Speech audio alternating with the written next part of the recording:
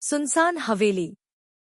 गांव के बाहरी इलाके में एक पुरानी हवेली थी, जिसे लोग सुनसान हवेली कहते थे।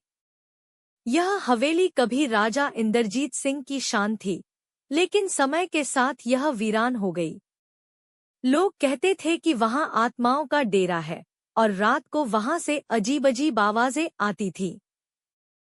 गांव में एक नौजवान रघु इस हवेली के रहस्य को जानने का इच्छुक था। बचपन से ही उसने इस हवेली की डरावनी कहानियां सुनी थी, लेकिन उसे हमेशा लगता था कि यह सिर्फ अफवाह है। एक दिन उसने फैसला किया कि वह रात को हवेली में जाएगा और सच्चाई का पता लगाएगा। चमकते चांद और सन्नाटे भरी रात में रघु हवेली पहुंचा। लोहे का बड़ा दरवाजा जंग से भरा हुआ था। जैसे ही उसने दरवाजा खोला, एक ठंडी हवा का झोंका आया।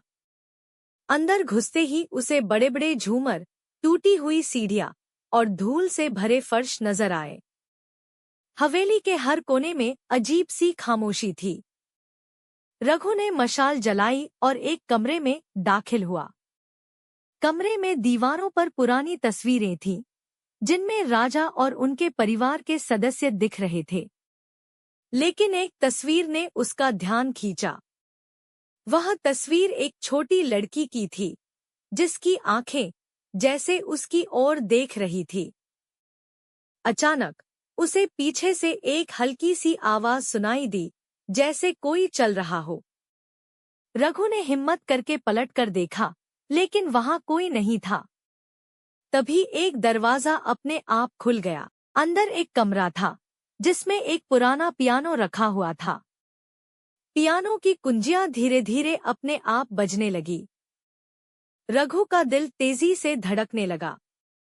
तभी उसे एक परछाई दिखी। वह एक बूढ़ी महिला की थी, जो सफेद साड़ी पहने खिड़की के पास खड़ी थी। उसने धीमी आवाज में कहा, तुम यहाँ क्यों आए हो? रघु ने कांपती आवाज में पूछा, आप कौन हैं? महिला ने कहा, मैं इस हवेली की आखिरी रानी हूँ। इस हवेली को बचाने के लिए मैंने अपनी जान दी थी, लेकिन अब यह वीरान है। जो भी यहाँ आता है, वह मेरी कहानी सुने बिना नहीं जाता।